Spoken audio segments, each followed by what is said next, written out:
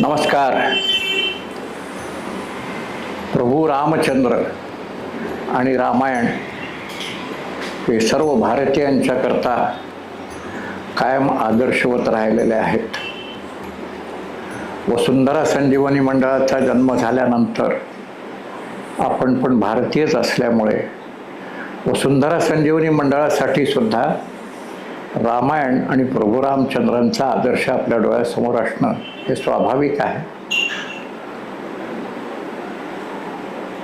अनेक गोष्टींचा विचार केल्यानंतर असं लक्षात येतं की मानवी मूल्य आणि जीवनमूल्य याला भारतीयांनी पहिल्यापासून खूप मोठं महत्त्व दिलं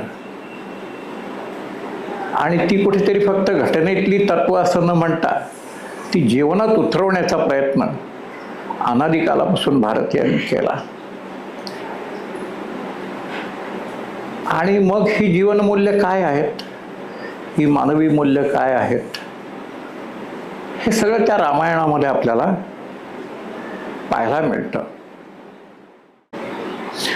जहाँ जन्मले रामचंद्र ने लोक धर्म दर्शाया था, पितृभक्ति आज्ञा पालन का अनुपम पाठ पढ़ाया था.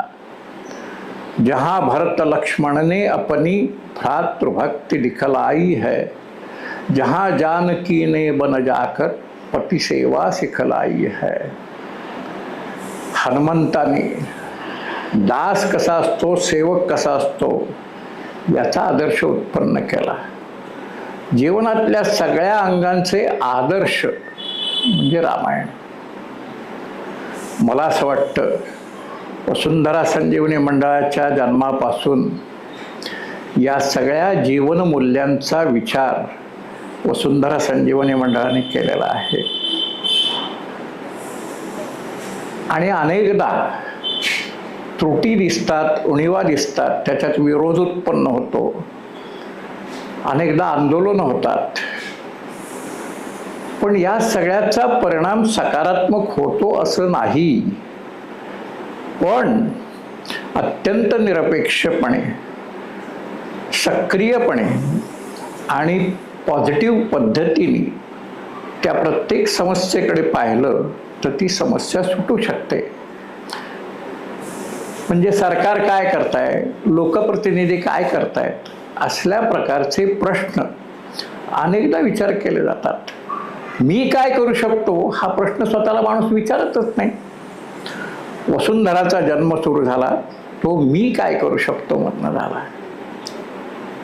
लोकांना दोष देत बसण्यापेक्षा तुझ्यापाशी जे आहे त्याचं सोनं कर, हा चांगला पॉझिटिव्ह विचार आहे. वसुंधरा संजीवनी मंडळ स्वतः पक्षातीत आहे. कुठच्या पक्षाचा रंग आम्हाला नाही. पण एक गोष्ट आपल्याला लक्षात घ्यायला लागेल की आपण वसुंधराशी संबंधित असा किंवा नसा, तुम्ही भारतीय आहात. भारतीय स्वातंत्र्य मिळाल्यानंतर आपण जन्माला आलोत.